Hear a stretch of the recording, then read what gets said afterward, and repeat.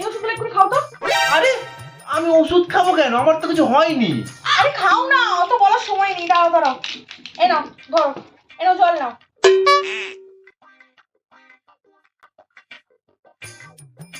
এ নাও, এটাও খাও, এটাও খাও। এ নাও। আবার আবার এইটা কেন? আরে এত প্রশ্ন করো না, খাও না।